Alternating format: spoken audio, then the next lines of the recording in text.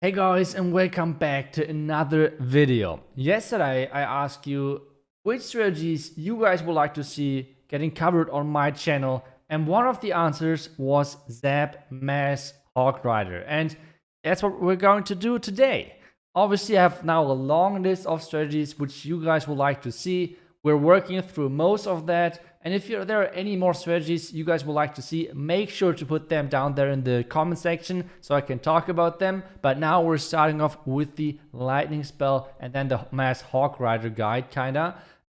Because first off, when I first saw the suggestion with like this attack strategy, I was like, oh my god, this is going to be horribly difficult, which in the end wasn't. So I will show you guys all of the attacks which I did, and we're starting off with this base, which is, I guess it was decent zap value with like the multi-inferno tower and the clan castle. That's the first thing. You always have to go for the clan castle because otherwise it's just way too risky, because you never know what is in there and you don't have a poison. So if there's like a mass wish CC or like a Superman in CC or things like that, you really struggle. The next thing is, which I see a lot of people are doing wrong, is using the Royal Champion always with the Hogriders.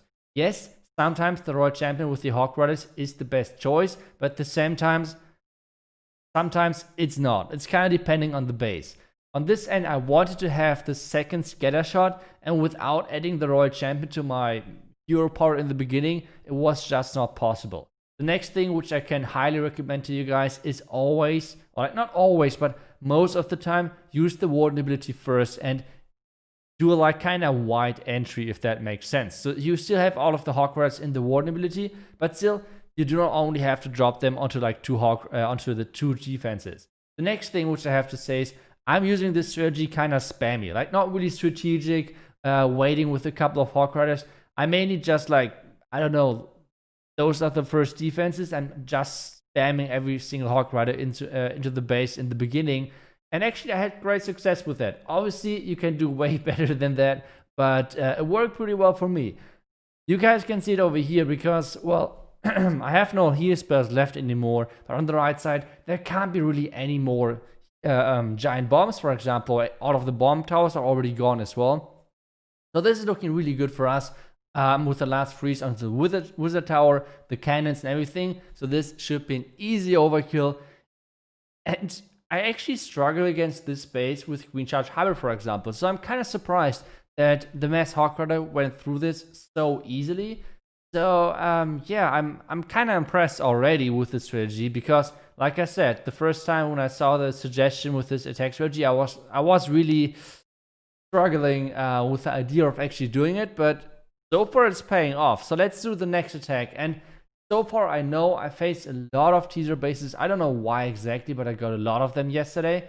Not really too many ring bases, but one thing which I can tell you is there's a small trick on how you can attack ring bases, and I will show you guys later into the video how exactly you can do that.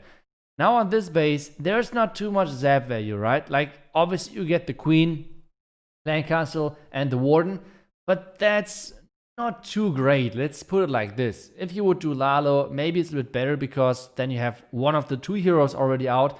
But with Hogriders, you have one of three heroes only out, and that's not too impressive, to be honest. So the zap value on this base wasn't too great, but we can still maybe pull it off, because now obviously the Ram, I always use one wall breaker, like one super wall breaker, to get like even more access to the base. And now my king and everything have access to the scatters. That's kind of the key on this one.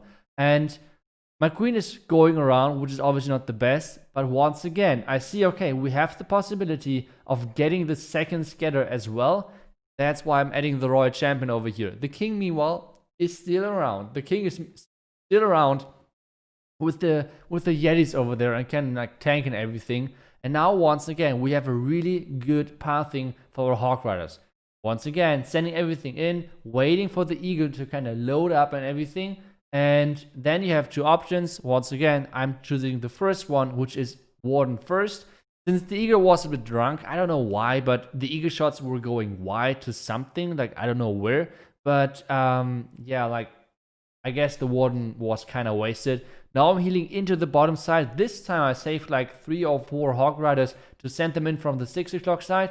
but this is looking so freaking good. I'm using the freeze now in a second to get the enemy king not killing my headhunters, because even if the king would have killed the headhunters, I guess it would have still been a triple. But this is such an overkill. Like, those attacks are not even close, not even a little bit. So this strategy is kind of low-key OP in Legend. I don't know if I was just lucky with the bases I hit. I'm not sure. I mean, I'm not too low. I'm around like 5.4k to 5.5k trophies. And the bases which I'm getting, I'm wrecking them. It's pretty crazy. So yeah, the headhunters with the wizards and everything are cleaning things up. This one is going to be the next overkill 3-star. So let's see how far we can push this series. The next one is going to be the base where I wanted to talk about ring bases as well, because ring bases are not working, for example, as teaser bases, because normally you're sending always the ram with your hero push kinda into the town hall. On ring bases, it's a bit more tricky. But I will show you guys exactly how we can do that with the example of this base, because it's kind of similar to ring base, the entire setup, or like what I do on this base regarding the setup. The first thing is I'm using the king at the top side. I'm trying to wall break the king into this long channel to get him access to the enemy king, to the warden, everything around there. So that's what I'm doing. I'm sending in the wall breaker to make sure that like the king has access. And now the ice golem and the queen in behind. Now you guys might wonder, why exactly are you doing what you're doing right now, and why would you send the ram in there? My idea right now is, during the time where I send in my queen, my ice golem, my king, everything, the defenses are tanked, right? So this means there are no expos, because all of the expos are on the other side. So what I do over here is I'm sending in the Hogriders really early, and this means that they're kind of pushing my push, like they're pushing my hero part deeper into the base. So for example, the ram is making it to the town hall, and this means even though I used the warden ability early, they can now take down the town hall with a small group of loons. Meanwhile, I can heal at the bottom side through all of the scatter shot damage and everything. And since the town hall is down, there are only expos mainly alive, and expos deal not too much damage against Hogriders. Like, you are scared of splash damage, multi-inferno towers, wizard towers, things like that. But you do not care about freaking expos, because you have like 40 Hogriders, so who cares?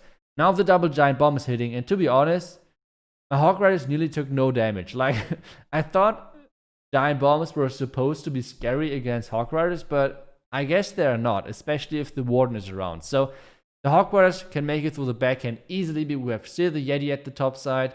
And this is another crushing overkill 3-star. It's crazy. This strategy is insane.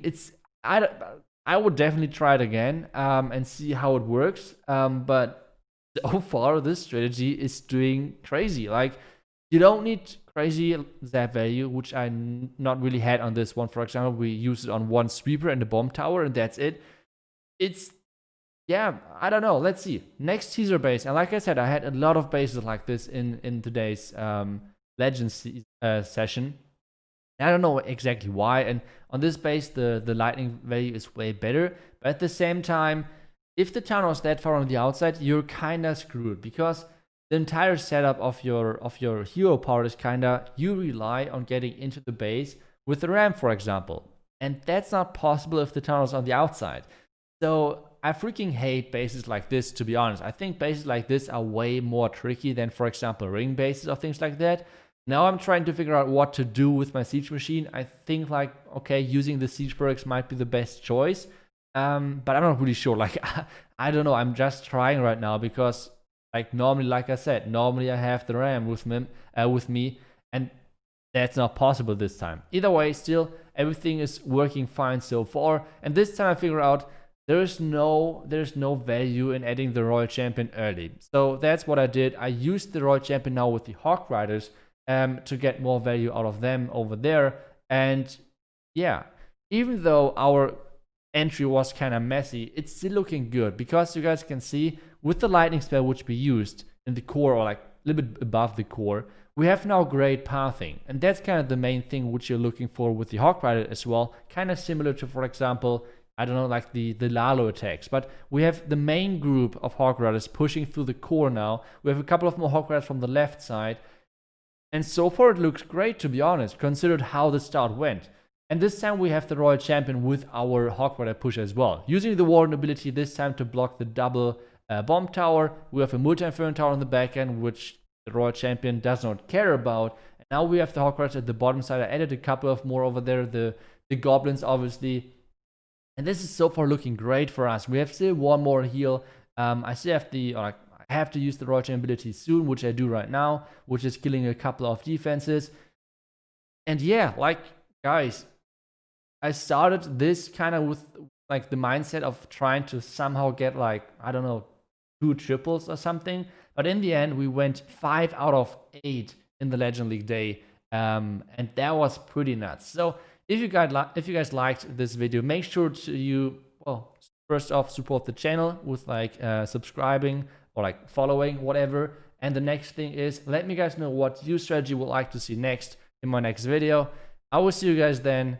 Thank you so much for watching, and guys, Mass Hogs are OP. I don't know what was going on, but that's crazy. Either way, thank you guys, and well, until tomorrow, see ya and bye bye.